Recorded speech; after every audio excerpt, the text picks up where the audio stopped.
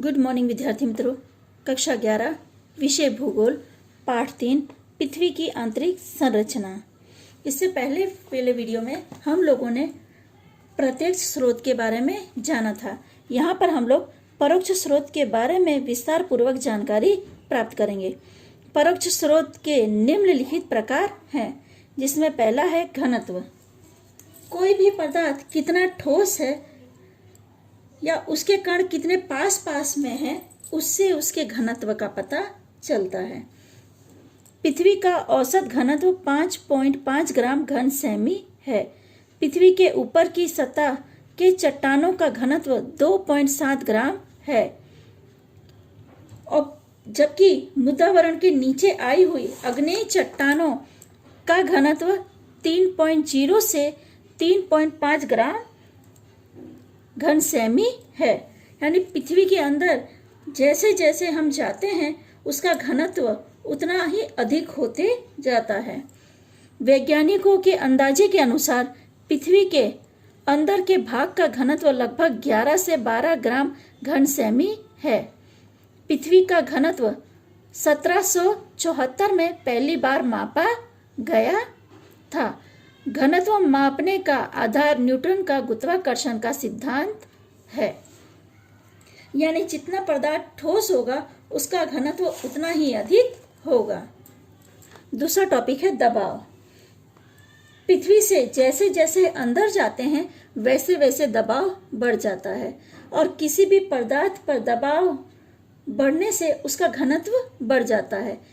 वैज्ञानिकों ने अंदाजे से कहा है कि पृथ्वी के अंदर का जो पदार्थ है उसका दबाव अधिक होने से उसका घनत्व भी अधिक है। जैसे कि आपको एक उदाहरण बताऊं, अब 3 से 4 किताब लीजिए, एक के ऊपर एक रखते जाइए, तो जो नीचे की किताब होगी उस पर दबाव अधिक होगा। ऊपर के बुक पे इतना दबाव नहीं होगा, लेकिन जो नीचे की किताब है उस पर सबसे अधिक दबाव होगा। तो यही चीज यहाँ समझाने की कोशिश की गई है कि पृथ्वी के ऊपर की सतह नीचे की सतह पर दबाव डालती है, जिससे पृथ्वी के केंद्र की ओर जाकर उसमें या उसका दबाव बढ़ने के कारण से उसके घनत्व का प्रमाण बढ़ने लगता है। तीसरा टॉपिक है तापमान। सामान्य रीत से प्रत्येक 32 मीटर की गहराई पर तापमान 1 डिग्री से अधिक होने का अंदाजा है। यानी पृथ्वी का जो केंद्र भाग है, हम लोगों ने पढ़ा था इससे पहले वाले वीडियो में कि पृथ्वी का जो केंद्र भाग है वो 6370 किमी के अंदर स्थित या अंदर का भाग स्थित है। एक अंदाज के अनुसार वैज्ञानिकों ने बताया कि वहां का तापमान 10,000 डिग्री से अधिक हो सकता है। ज्वालामुखी विस्फोट के समय निकलने वाली गर्म वायु और गर्म प्रवाह या लावरस या गर्म पानी के झरने, फुहारे, पानी की वाष्प आदि यह सूचित करती है कि भूभाग में निहित पदार्थ प्रवाही या गैस स्वरूप में है। चौथा है उल्का। अंतरिक्ष में से पृथ्वी पर गिरी हुई उल्काओं से भूभाग के विषय में जानकारी या मदद मिलती है। उल्काओं में लोहा और निकल जैसे भारी धातुएं प्राप्त होती हैं, जिससे सिद्ध होता है कि पृथ्वी के केंद्र भाग में भारी धातुएं हैं।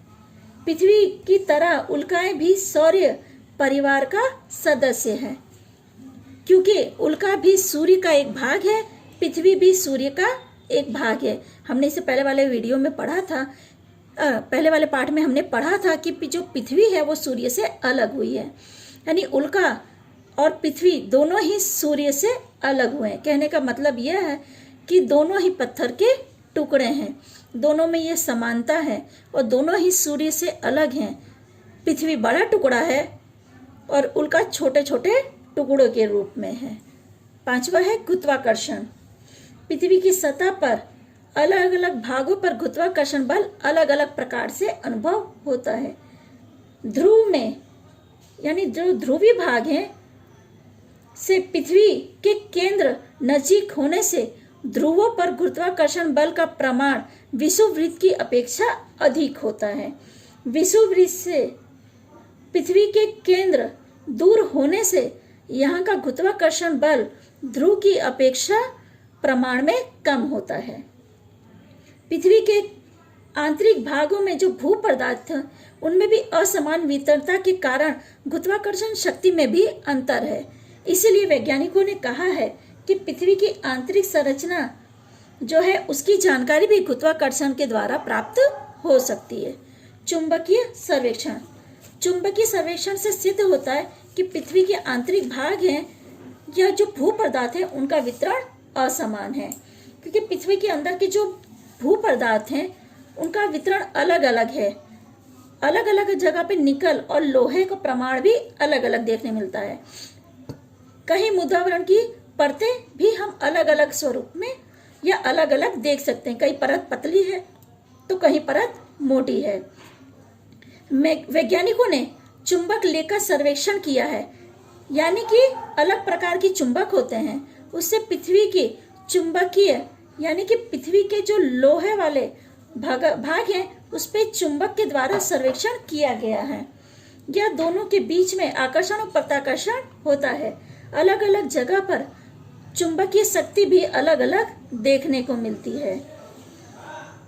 कहीं पर आकर्षण है, कहीं पर प्रत्याकर्षण है, जिससे वैज्ञानिकों ने यह कहा है कि पृथ्वी का जो आंतरिक भाग है उसमें भी असमान वितरण देखने को मिलता है।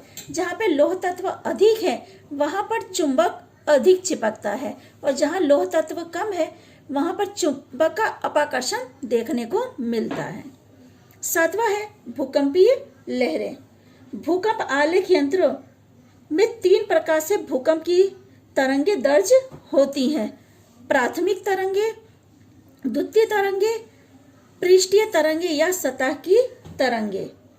इन तरंगों को मापने के अध्ययन के आधार पर वैज्ञानिकों ने पृथ्वी के आंतरिक भागों के विषय में भी कुछ जानकारी प्राप्त की है। भूकंप से अक्सर विनाश तो होता है, पर कई बार कई नई चीजों का भी सर्जन देखने को मिलता है। कई बार क्या है, भूकंप से या भूकंप की तीव्रता से बिल्डिंग या कई चीजें टूट जाती हैं, पर कई जगह कई आपने सुना होगा कि नई सरोवरों का निर्माण होता है, या कई कुछ नया नया सुनने को मिलता है कि हाँ यहाँ पर नई नदी का निर्माण हो गया या सरोवर का निर्माण हो गया है। यानी पृथ्वी के अंदर से भी भूकंप के दौरान भी कई नई चीजें बाहर आती हैं, जिससे क्या है हमें जानने में मदद मिलती है। कहीं भूकंप की लहरें धीमी होती है तो अनुभव नहीं होता, और कहीं भूकंप की तीव्रता अधिक होती है तो नुकसान अधिक करके जाती है। तो इससे भी पृथ्वी के भूभाग के बारे में जानकारी मिलती है कि आखिर ये भूकंप की लहरें क्यों आती है और कहीं पर धीमी या कहीं पर तेज क्यों है। ठीक है विद्यार्थी मित्रों, आगे की चर्चा हम लोग अगले वीडियो में करेंगे।